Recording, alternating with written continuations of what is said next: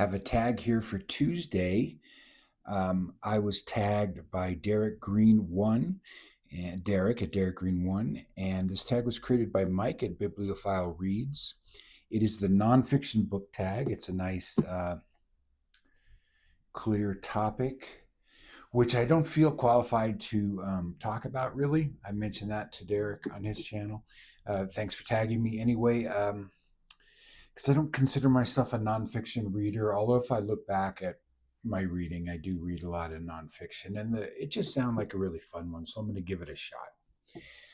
I'm trying to get back more into nonfiction now than I have been doing in the last few years. In fact, I'm doing this now. I should be reading The Great Railway Bazaar by Paul Theroux, or Theroux, I guess they call him, because I have to go back to the library in 2 days. So I'm currently reading nonfiction. Let's see what we got here. So there are 11.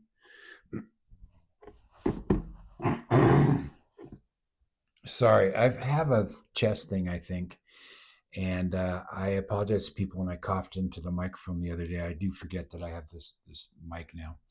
But I've got my shirt with a collar on for the gravity of the situation of talking about nonfiction, which I do think I hold to a higher standard than fiction. So maybe that'll come up in the 11 questions.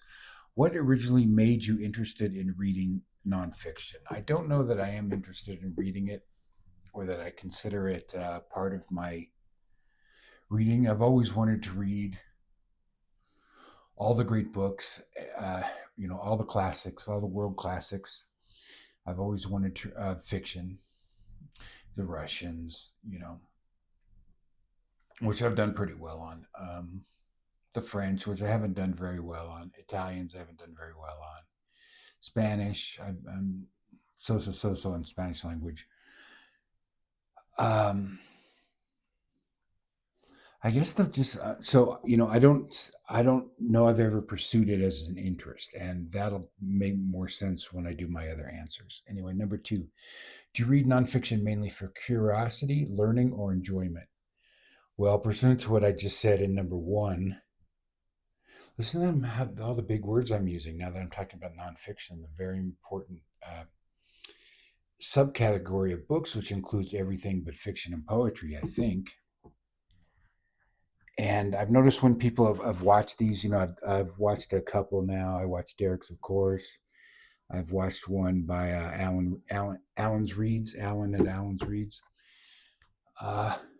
Seems to be when people say, "Do you read nonfiction?"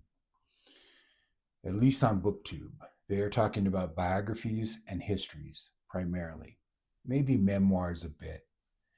They're not talking about Mark Manson, The Subtle Art of Not Giving a fuck, or dumb self-help books like Dale Carnegie or whatever, and how to be your own best friend, or those kind of things. I used to read a bunch of those kind of things till I realized it was always the same advice and I was never going to take it anyway. But that's all nonfiction too, isn't it? And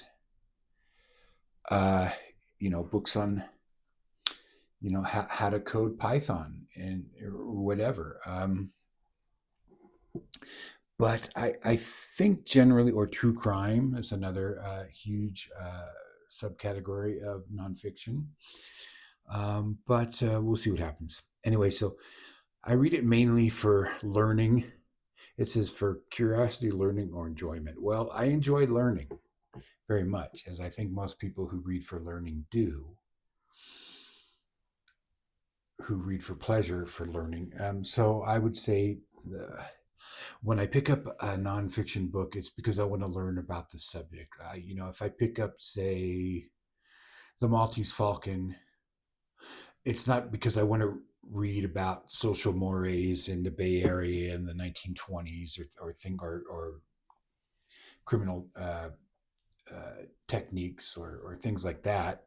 I just want to read an intriguing story about characters. So when it comes to nonfiction, it's definitely the subject that matters the most. What topics could you read endless nonfiction about? Well, unfortunately, it's the deep state, the history of the CIA, all their clever plans they put together, Operation Paperclip, Operation Mockingbird, Operation Gladio, um, on and on and on. There's it's MK Ultra. Did I say that? So that's a topic, and also all their. I haven't really started reading these very much. I've read articles about them. A lot of times, I'll, I'll, I'll, I'll, I'll take a shortcut by reading extended reviews and things, which is a good way to get a sort of an understanding of a subject that comes out with without reading whole books. There are a lot of books that I want to read about. I've got a list of them somewhere about all the different influences the CIA had on the art world. Uh, promoting the book Dr. Zhivago, for example, which I haven't read either. But that's a great movie. But David Lean. But there's probably a newer version that's terrible. Probably like an 8-part series on Netflix. But I'm talking about the David Lean movie with Omar Sharif and Julie Christie and Geraldine Chaplin from the '60s. Fantastic movie. Really off topic now, but the book was written by Boris Pasternak, who was a poet, and it's obviously an anti. Well, it's not really anti-communist, but it's the hero is a person who loses their status and has to during the communist revolution. So it was a book it was banned in Russia, in the USSR. I mean, and why am I talking about this? Because it's an interesting subject to me. So it was banned. I believe it was published first in French, or not even published in Russian originally. The CIA thought it was a great way to promote anti-communism, or to way to show some of the excesses and terror of the communist revolution. So they promoted it widely across the world because of its entertainment value, and which they could use as propaganda. And many books have been written on about how the CIA would fund modern art, um, like Jackson Pollock and things like that. The CIA put a lot of money into things like that for propaganda purposes. The idea being that these abstract artists in the United States, if you go back to the '30s, the popular artists in the West were socialists. You think of those big paintings you see in Chicago and places that were done by Frida Kahlo's husband. I forget his name. They're very socialist in the '30s, and the CIA wanted to sort of promote another form of art. So people who don't like abstract art really kind of enjoy this story, hearing that it was all a psyop to show the freedom of expression allowed in the West versus the more didactic art of the East. So there was whole programs about that kind of stuff that I want to read more about, because I'm interested in the arts and how different forces that you wouldn't think would be at all interested in influencing the arts may have done so for their own purposes. Anyway, do you? Okay, what topics could you read endless nonfiction about? So it's all that paranoia stuff, which which I have to kind of ratchet back every so often. I mean, one of my favorite books. Oh, I'll talk about it in a minute because it fits better with a different prompt. Okay, how do you usually discover nonfiction books? Really, just through hard research. If I'll find a subject I'm interested in, and I'll just Google it. I'll say the 10 best books about Stalin or something. I'm reading. A lot of times I never get around to these things I want to read. Or post-election. I'll look through reviews about the campaigns. I like to read campaign books sometimes, political campaign books, postmortems, those kind of things. They're usually not very good. They're really getting worse, actually. The ones I read after this last election were so lazy because they really pressure some of these writers. For example, the Jake Tapper one, where he said, "Who could have known that about Biden's mental state?" I didn't read that one, so I really shouldn't pick on it. But they come out so fast after the election. It's clear they're not really well researched. They're quite lazy, and they're almost now they've almost become like quickie books. So I've kind of gotten away from those kind of things. They used to come out like a year or two after an election, but now they're just right out. Like, before Trump was in office, there was postmortems on the election. They're not that useful. Um, okay, do you use these? How do I discover them? It's really just like uh, either one book will lead me to many others, which is another problem with reading nonfiction. One book is not going to cover a subject, even a very large book. For example, uh, William Shearer? William L. Shearer, The Rise and Fall of the Third Reich. It seems exhaustive. It seems like you would never, it's 1,000 pages or whatever. It seems like you would have enough information on the Third Reich. But of course, there's more to know because it's such a huge subject. There was a book I read about the Russian Revolution, calling a people called People Betrayed. I'll have to I hope I remember to put all these in here because I don't remember the authors, which also ties in another question of any of these.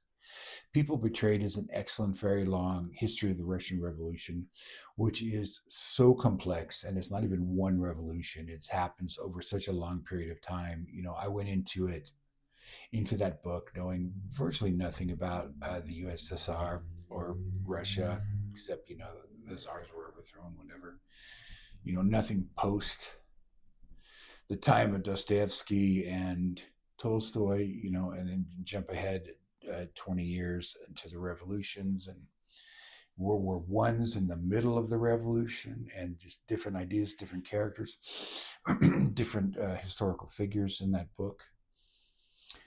It's just a whole can of worms. You have to read I'd probably have to read 50 books, maybe 20 more books about the Russian Revolution to get more of a grasp on it because it's such an overwhelming topic. And like I started to say, you compare it to the American Revolution or even the French the French Revolution is a little more complicated too, but let's say the American Revolution, which started in when 74, 75, something like that.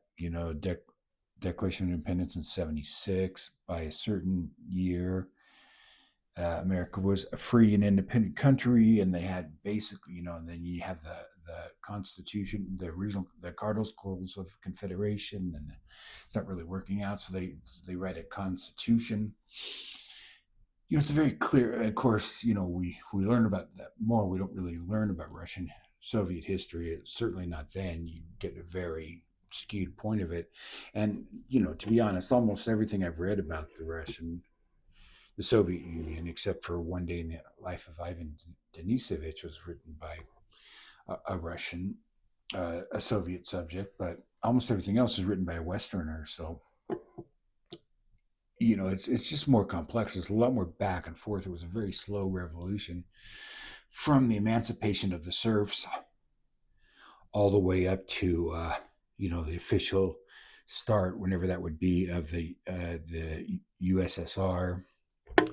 Again, fighting World War One in the middle of all that, crazy. So it's an endlessly fascinating topic, which I think I'll be going back to as much as I can. I'm trying to go back further in writing for a reason, in nonfiction writing for another reason I'll mention. See, I'm mostly talking about history. I'm not really talking about your books like Top 10 Lessons of the Stoics or whatever, comes out now, the sort of quickie books, although I read a lot of that junk, or I have it throughout my life. Do you follow authors or topics when choosing? Number 5, do you follow authors or topics when choosing nonfiction? Definitely topics. hardly ever authors. In fact, some of the writers, the nonfiction that I'm talking about and mention most, some of the books take decades to write, so that it's not like you can read. For example, right now I've just started again reading for March of the Mammoths. I've started reading The Decline and Fall, the history of the decline and fall of the Roman Empire by Gibbons, published in 1776. It's 6 volumes. It's massive, massive work. There are not that many other books out there by Gibbons because he spent so many years writing this. So it's not really like, I know who's that guy, Walter Isaacson, who comes out with a big book every few years. He did one on Leonardo. He did one on Einstein. I haven't read any of these, so because to me he seems like he jumps around a lot. Like you're writing a book about Einstein, okay, you're writing a book about Leonardo, you're writing a book about Elon Musk. I don't know, it seems like he's jumping around, but I guess they are all kind of innovators, so I could see where his path would lead him. But I'm not necessarily going to read all his biographies just because they are the subjects he took. I'm just using him as an example. I have no idea. I know his books are very popular and they're probably very good.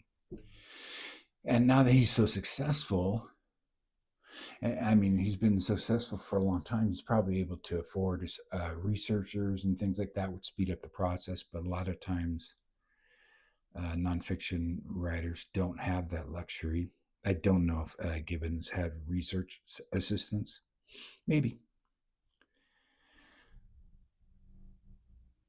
Okay, so I follow authors, I follow topics, not authors. And any of the books I've mentioned now, if I haven't said the writers, because I don't remember who the writer is, so really not interested in who the writer is, unless it's a classic, like I'm talking about with Gibbon or something. What topic have you learned? No. Number 6, what nonfiction book stuck with you long after reading? Well, I'll switch gears here and I'll go to more of a self-help type book. Another type of book that I've read a lot of, and I almost could have used this on the previous answer, is books about writing. Books by writers about writing, books by stylists. There's a great book called Clear and Simple as the Truth. I forgot to take a screen cap of it. It's kind of a style guide. Discusses a certain register of writing, not like Strunk and White. I don't mean that kind of style guide, but just people writing about the art of composition, the art of fiction. I will always read any how-to book by a writer I like. For example, I'm sure it's long out of print, but Patricia Highsmith had one about how to write. Who else had one? Algis Budrys has probably the best one for beginners. He's a science fiction writer that I love. He wrote a book called Writing to the Point. Do I have any photos? I think I do. Unfortunately, I just went on Amazon to see if I could find the current cover to show you. I can't. It's no longer on Amazon. It's not available in print now. If you find this in a bookstore, this is about 60 pages long. This is the original version. I used to own this. And there was an ebook, but it's gone from Amazon. I can't find it. There are plenty of other people who used the exact same title, but he was the first. This was this was a series of articles he wrote for a magazine he was editing at the time called Tomorrow Magazine. I'd say there's about 8 essays in here. I believe it's 64 pages long. If you ever find this in a bookstore or something, buy it because you can sell it on eBay for a couple $100. On Amazon, they're selling used copies for $500 now.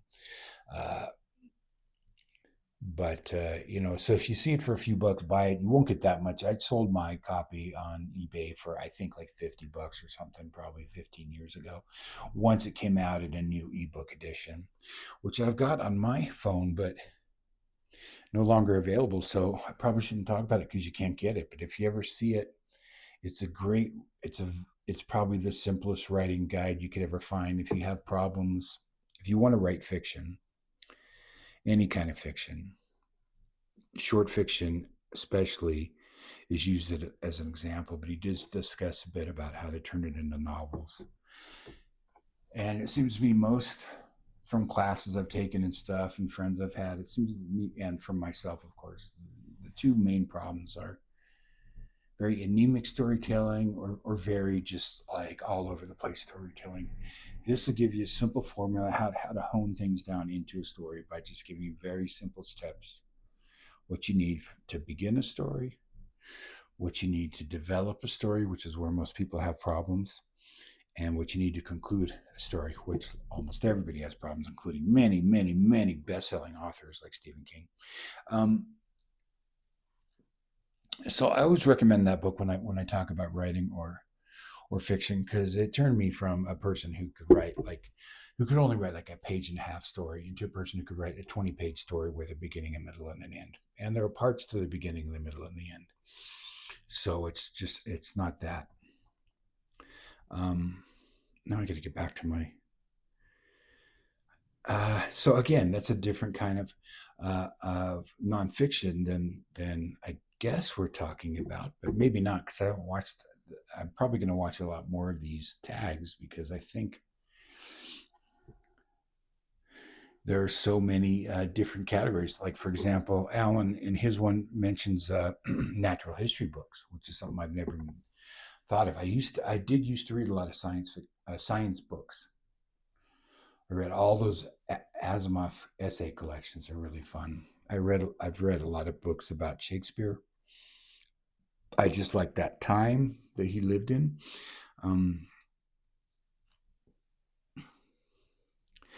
Another reason I like to read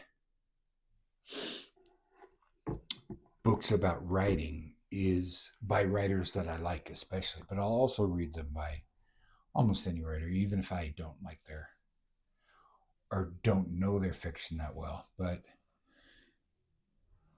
if you really love a writer, and I believe most people do this with Stephen King. I believe if you ever ask any, if you ever put out a call for what are your favorite books about writing, they're all going to say Stephen King's on writing. And I did read that one,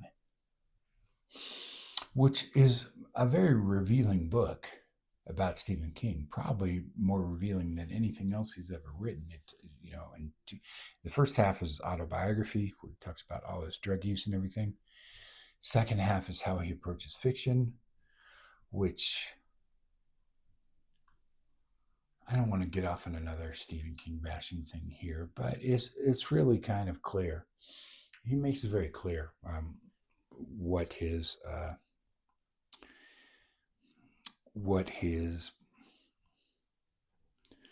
work ethic is, such as it is. So what I mean to say is, you don't really, in the vast majority of cases, I don't think when you read a famous writer's how to write book, you don't really learn how to write. You learn that there are, as in the Kipling poem, how many ways to make tribal A's, and every one of them is right.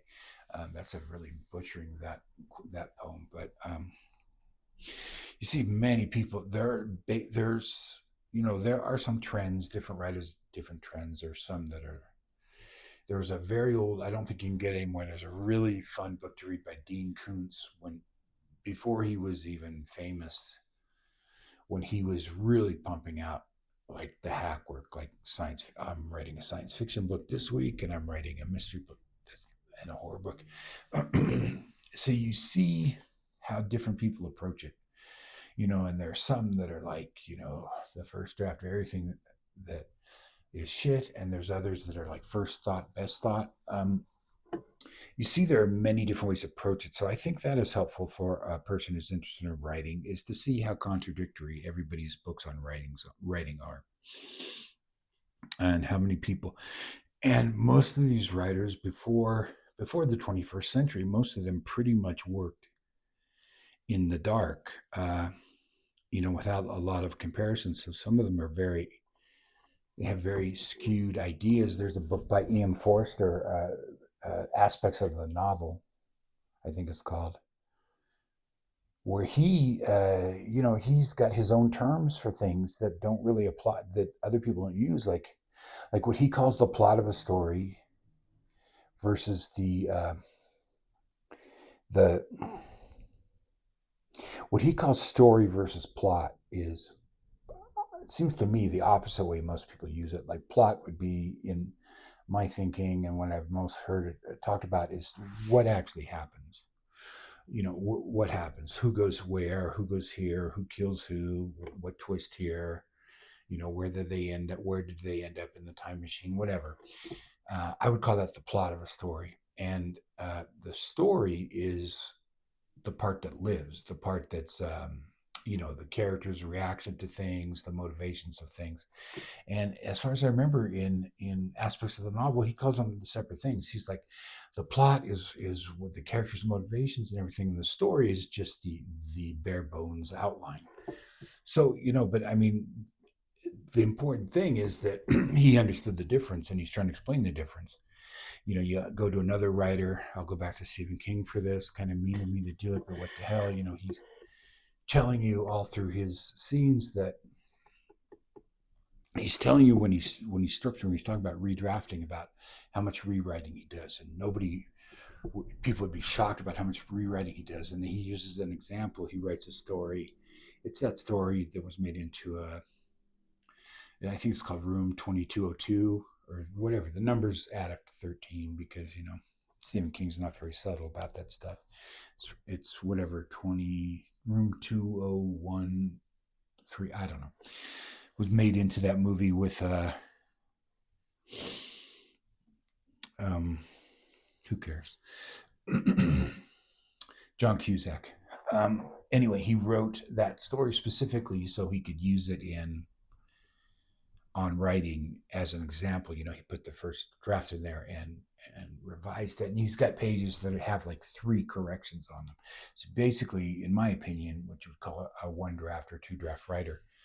But in his mind, he's doing a lot of revision, because he's not sitting there with 10 other writers to see what they do.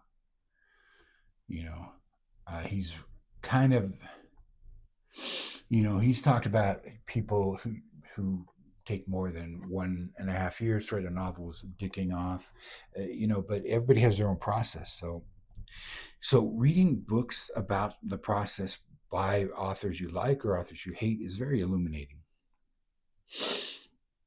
Okay, what nonfiction book stuck with you? Okay, that was right into point. What topics have you learned most about through books? Well, I've learned a lot about Shakespeare through books because I've read so many of those. I just find them endlessly fascinating. There's very little information to go on. There's a lot more than people think, though. And there are some people who really enjoy writing about Shakespeare. And I just find the whole world of the Elizabethan theater and the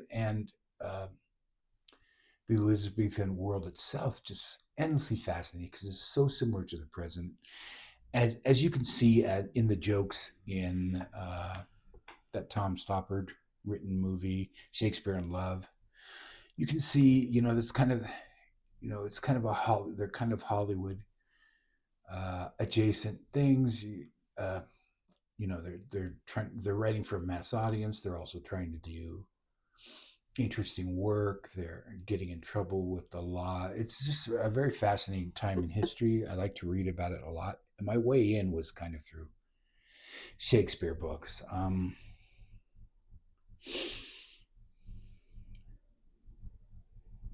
Okay, what nonfiction book makes you curious about something unexpected? And this is probably one of the reasons that I find the most value in nonfiction books, because you almost always find something unexpected. Like I didn't really know about until I read a few books about Shakespeare. I really didn't know about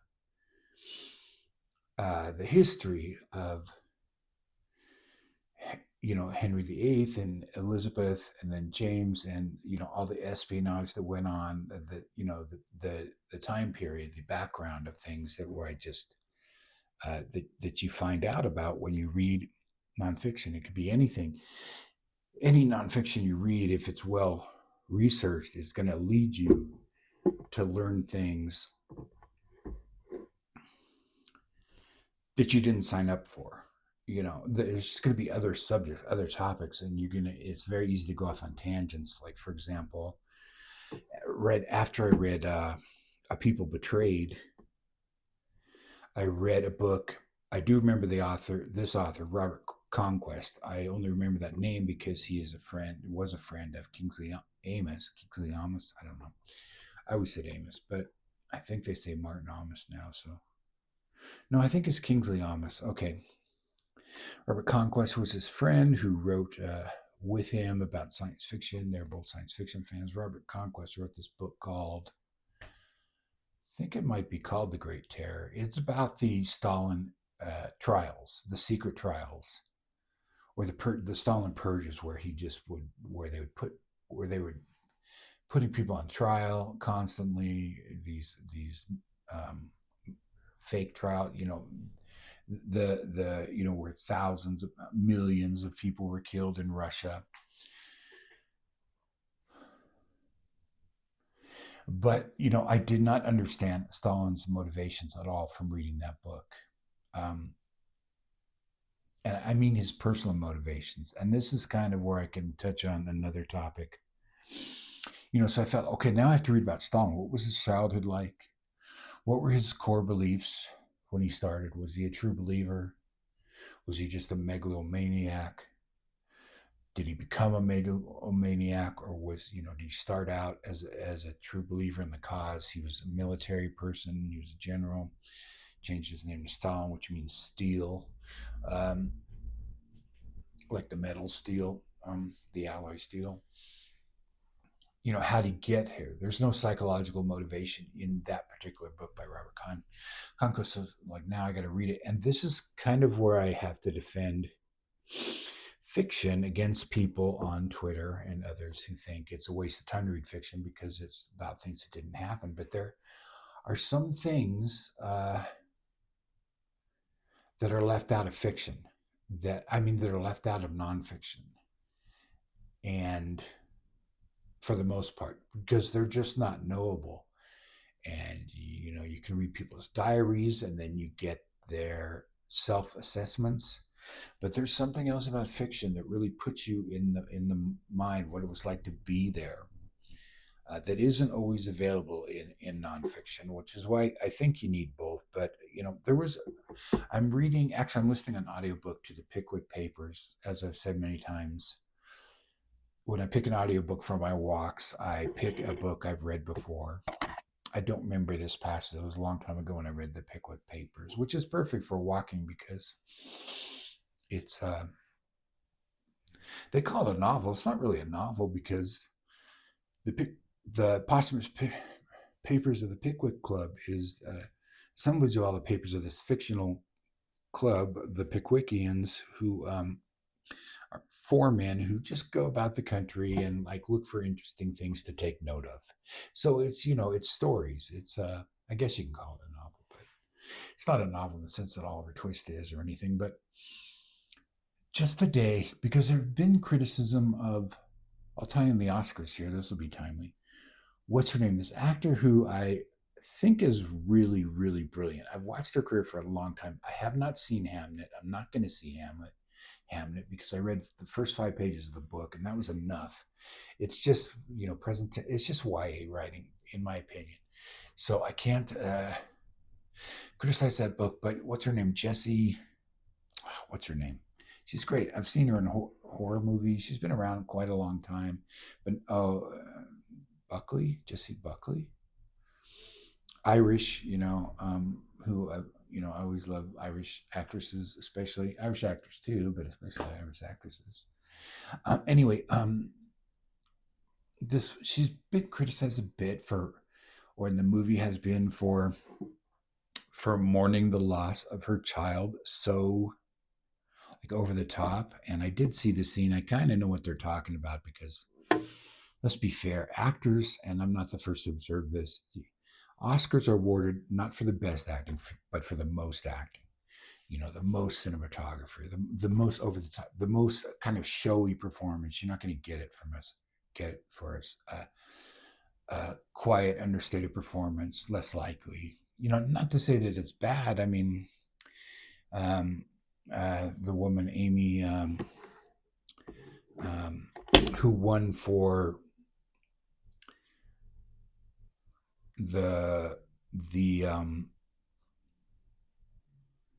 for Weapons, the horror movie, gives an over the top performance, but it's correct for the role,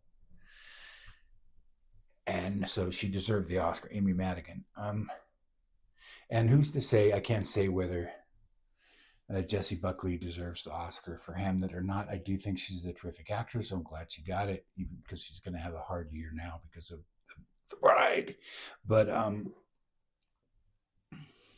she or the movie was criticized for her being so over the top, traumatized by the death of her child.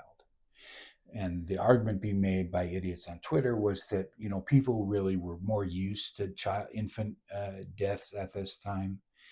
Um, so they wouldn't have been that upset. They would have taken it more in stride because infant mortality was so high. And just today in the Pickwick Papers, one of the episodes I'm talking about is this family. This has in the background of the story this man who, or this, I think he's the grandfather, is telling the story, but this mother and father who lose their young child through um, neglect of someone else, and talking about how at that time, the narrator of the story is saying this, like, rich people don't really understand. I'm gonna cry. Rich people don't understand the agony that poor people go through when they lose one of their children because they're closer to their children. So, and it's a very moving passage about the tragedy of this family losing their child, uh, and the pain it causes them, even though they know that the child was very sick its whole life and in pain its whole life, and they're still, and they know it's a mercy that the child has finally died, because it's out of pain, but they're still agonizing over it. And so that's something you get from fiction that you don't get, and you could say this in Hamlet too, that you don't get from like sort of a uh, I mean, I guess you could if there's a book specifically about that that recounts different people's traumas. But you see what I mean about fiction takes you more inside the real lives of people as they're going through their lives. Memoirs do this too, but this is my other problem with nonfiction is my natural mistrust. How do I know this stuff is true? It usually isn't. You want to go into a nonfiction book assuming good will on the part of the author. Can't do that with memoirs because there are so many that are later debunked. So many. You read someone I like Hunter Thompson. And you read these essays, these stories, these elaborate things that happen. Like, this could not have happened. This really didn't happen. This is a person who's writing fiction and calling it nonfiction. Some of this stuff happens, some of it doesn't, and that's very common in nonfiction writing. Of course, the big example is James Fried Million Little Pieces. Couldn't sell it as a novel, so said it really happened to him. He made up a lot of incidents. He was um, um, so you can't really trust nonfiction. Of course, in fiction, everything's made up. That's the big criticism by the very serious, like finance bros and stuff. It's just all lies. As Picasso said, and it's quoted in F for Fake by Orson Welles, my favorite documentary, semi-documentary. Picasso, fiction is a lie. It's a lie that reveals the truth. So, still crying over those dead children in the Pickwick Papers, the dead child. Anyway, so that's what makes me curious about something unexpected. If it's a well-written, elaborate, if it builds a world, a nonfiction book builds a world, it's going to inevitably lead me to be curious about other things that are mentioned in passing. So, what topic? Okay, not my longest video, but definitely too long for people to watch. What topic would number 9? What topic would you recommend everyone explore at least once? Okay, this is. Oh no. Okay, what time? I would say.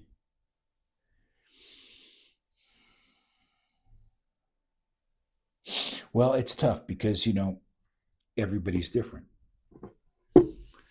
I would say whatever you're curious about. I know that's kind of a cop out.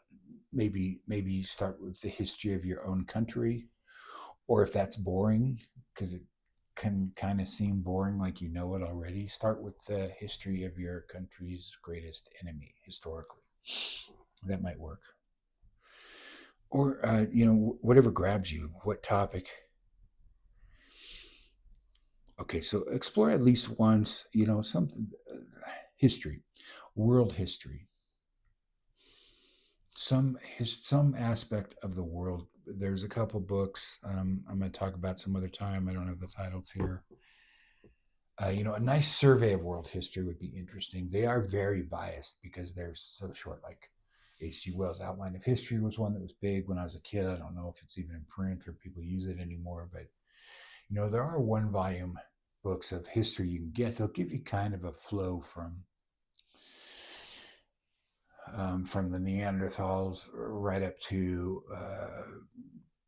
this current World War that we're in. And they're going to be biased because they're going to ignore other countries where so much was going on that we just don't care about in our country through history. But some kind of history survey so you can find out what era you're interested in, or if you have one that's you're already interested in. I think you should read some history. I think everybody should read some history. Let me put it that way. Number 10, what nonfiction book would you recommend to curious readers? Okay, again, this is similar to the last one. I would recommend, I can't recommend one book for everyone. You know, I mean, you could read, if you're reading all those Ryan Holiday books and stuff like that, just read the Meditations of Marcus Aurelius. Then just read about his life and how he did not live up to his own standards, in my opinion.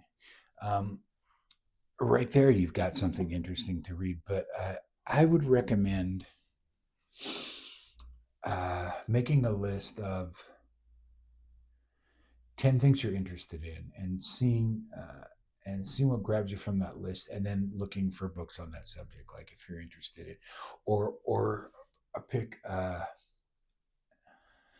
fiction writer you like. I assume everybody's at least reading fiction, um, if they're watching booktube things. And pick a writer.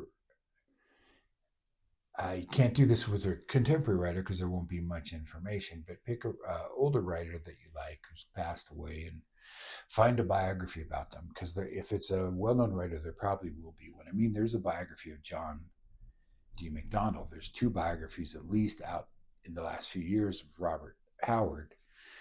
Um, just to mention three books I've got that I'm holding for a bit. Read about the life of a writer you like. One of my favorite books I always remember is a book. I think it's just called Beckett, or Samuel Beckett. It's about the writer Samuel Beckett. So if you like someone's writing enough to read their books, read a book about their life. That's my recommendation. Okay, number 11. What nonfiction book would you give to someone who says they don't like nonfiction? Again, I would have to know the person specifically, but I would say, that's a tough one. One book for people who don't like nonfiction. I'm going to suggest a book I haven't read. I almost suggested a book I haven't read because so many people have told me about it. I did see the documentary, Devil in the White City, I guess, but I haven't read it. So how is that for a cop out? A nonfiction. I'm trying to think of a short one. I recently did a video on it, A Night to Remember by Walter Lord, about it's only about 100 pages, about the sinking of the Titanic, about the people who were on the Titanic, eyewitness accounts about people who survived the Titanic. It is so packed full of stories and human drama. I guess I'd say that, even though I just did a whole video on it. So that's it. I'm not going to tag anybody because I've just gotten out of the habit of, and I see a lot of people whose names I recognize are already tagged, so I won't retag them. But that's it. Thanks for watching. I'll let you go finally.